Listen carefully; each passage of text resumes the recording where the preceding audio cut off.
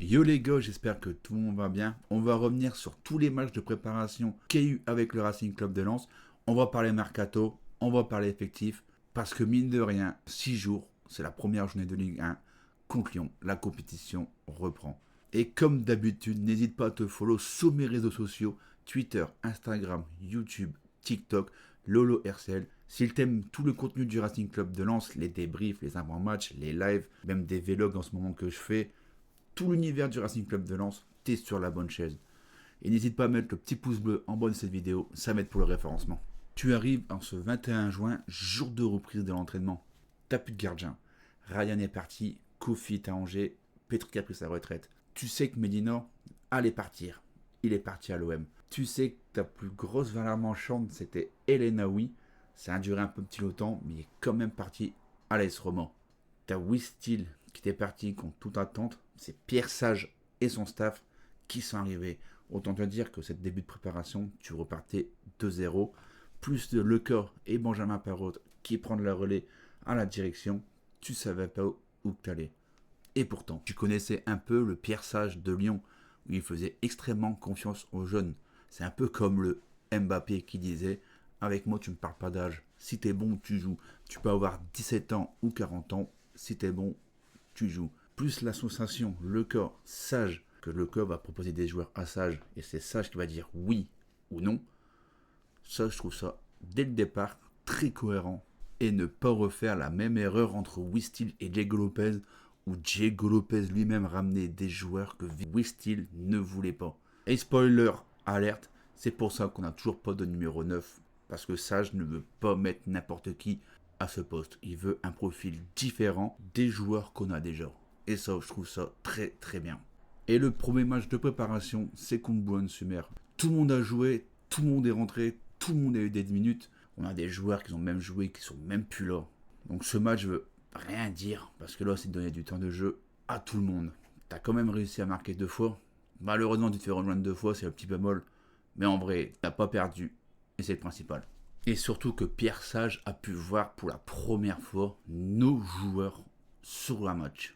Le deuxième match de préparation, c'est sur le même délire que contre Boulogne-sur-Mer, donner du temps de jeu à tout le monde. Sauf que la particularité de ce match, c'est que tu perds 2-0 dès 5 minutes. Et c'est là que tu vois que ce groupe a la force mentale, parce que tu reviens à 2-2 grâce à Satriano et Koualipou, et tu pouvais même gagner ce match dans les dernières minutes. Encore un coup, tu perds pas, tu donnes du temps de jeu à tout le monde. Pierre Sage peut voir aussi les joueurs sur le terrain, et t'a montré une belle force de caractère en revenant à 2-2 et de rien lâcher. La première victoire de nos seniors sous Pierre Sage, c'est contre Dunkerque 5-1. On a pu voir ce match sur WEO. On a eu un double de Guilavogui, Bermond, Fofana, Saïd, et le score pourrait être plus sévère. Et le premier match avec du public, c'était à Avion contre le FCMS. Victoire 2-1 de nos seniors, avec un but de Satriano et de Fofana.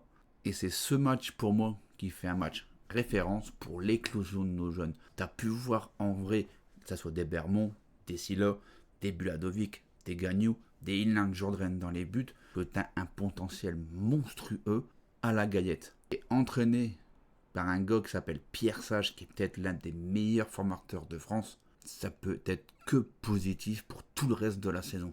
Après ce match, tu pars en stage pendant 4 jours, où tu rencontres Wolverhampton. La première mi-temps était assez moyenne de Lens. Par contre, quand Sage a fait ses changements, tu t'es transformé. Avec notamment un doublé de Machado, un but de Saïd, tu l'emportes 3-1. Et encore une très belle prestation de nos jeunes en Angleterre. Et la première sortie à Bollard, c'est contre l'AS Roma devant le public. Malheureusement, on a perdu 2-0. Ça a été le pire match de cette préparation. T'as fait 15 voire 20 bonnes minutes. Et ensuite, quand l'AS Roma a ouvert le score, tu t'es complètement éteint. Et on a pu voir l'homme exigeant qui est Pierre Sage, qui a poussé un coup de gueulant, que ce soit dans les vestiaires et même en interview. Et le dernier match de préparation, c'était hier contre Leipzig. Fallait être sérieux, appliqué et montrer des bonnes choses avant le coup d'envoi du championnat de France. Et ça a été chose faite. Que ce soit de la première à la dernière minute, tu as été très cohérent, très positif. Ça soit déjà le gardien très rassurant, on va en reparler plus tard. La défense, elle a bien tenu. Le milieu de terrain, Tchouf Thomasson, pareil. En attaque, on change pas les habitudes, les gars. C'est compliqué. Mais après, il y a eu l'entrée de Tovin. Pour moi, ça a tout changé. Mais au final, tu as gagné ce match à Bollaert contre une équipe de Leipzig qui a quand même eu 8-0 à Toulouse il y a quelques semaines.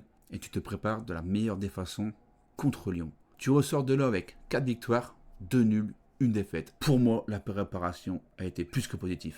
Et maintenant, on va revoir l'effectif actuel du Racing Club de Lens du 10 août. Il risque d'avoir des départs, il risque d'avoir des arrivées. On fait le point ensemble. Au niveau des gardiens, c'est simple, tout le monde est parti.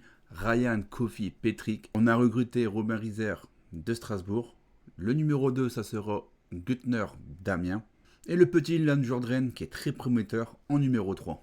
Au niveau des défenseurs, on a perdu Medina et Jumaba, qu'on a remplacé par Samson Bedou de Salzbourg, plus Mathieu Hudol de Metz. Et aussi l'arrivée récemment d'Abdulhamid, piston droit. A noter que Johanner Chavez est toujours blessé. On a les petits qui grimpent en puissance. T'as Bermond qui peut jouer piston gauche. T'as Sagnan, t'as Gagnou, t'as Antonio. T'as Sarr qui fait une très bonne préparation. Maintenant, quid de Selic et de Chavez. Chavez est toujours blessé, on ne sait pas qui va revenir. Selic, Lens ne compte pas dessus. Au milieu de terrain, la perte d'Elenaoui va se faire ressentir. Pour le moment, il n'y a pas eu de recrutement au milieu de terrain. On a repris Abdoul Samed qui est en réserve parce qu'on n'en veut plus. Idem pour Fulgini qui s'entraîne et qui joue avec la réserve. Lens cherche à les vendre tous les deux. Du coup, en effectif au milieu de terrain, tu auras Thomasson, Diouf, Ojediran, Bulatovic, Silla. Quand tu vois les matchs de préparation de Bulatovic, Silla, c'est des très jeunes prometteurs. Le match d'hier contre l'AS Roma de Diouf, extraordinaire. C'est juste très très bien. En espérant que c'est vraiment la saison de Diouf sous Sage, qu'il éclot enfin sous nos couleurs. Et au niveau des attaquants, on a eu notre recrue phare de la semaine dernière, Florian Thauvin. Et rien qu'hier, tu l'as vu, la différence qu'il fait. Il rentre, il dribble un défenseur, une passe D, but. Ça soit au niveau des centres, ses dribbles, sa vision de jeu, même de ses corners, qui dire bien les corners, ça va être que bénéfique pour nous.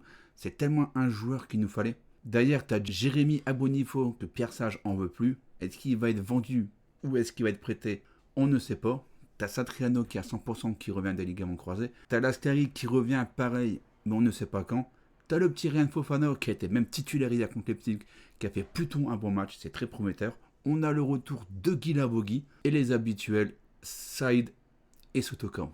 A noter aussi que Anthony Bermond c'est un attaquant, mais en match de préparation, il a plutôt joué en piston gauche. Qu'est-ce qu'il va faire Pierre Sage de lui? Est-ce qu'il va être considéré comme un piston ou comme un attaquant? En tout cas, il est polyvalent. Et ça, c'est plutôt une bonne nouvelle. Et on va revenir à la question que tout le monde me pose, où j'en vois de partout sur les réseaux sociaux. Est-ce qu'on va recruter un neuf? Je l'ai dit en début de vidéo, oui, Lens cherche un neuf, mais à un profil différent de toute la liste qui est là. Ça ne sert à rien d'accumuler des joueurs qui ont le même profil. Il faut que le nouveau joueur, le nouveau neuf, apporte quelque chose de différent. Maintenant qu'on a revu l'effectif actuel de Lens, je te dis ma compo type de cette saison.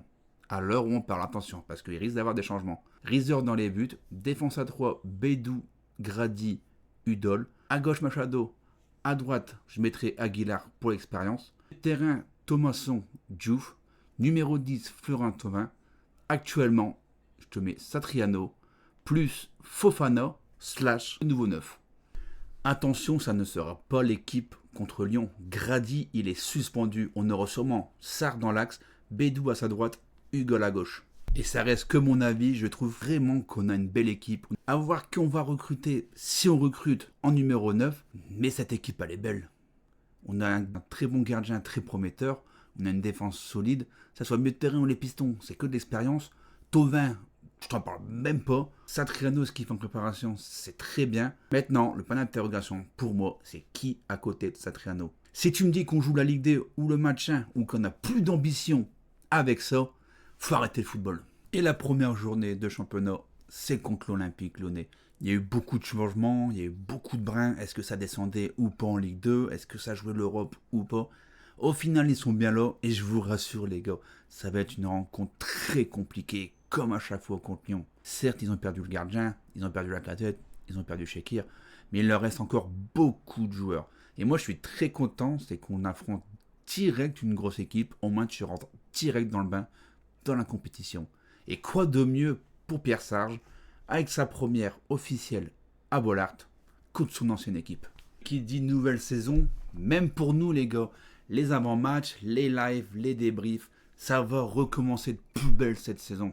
Et j'ai qu'une hâte, c'est que ça recommence. Merci à tous d'avoir regardé cette vidéo. N'hésite pas à me dire toi dans les commentaires ce que t'en penses. Dis-moi l'effectif, dis-moi ton mercato, qui tu voudrais comme numéro 9, ton avis sur l'Olympique Lyonnais. Je t'attends dans les commentaires.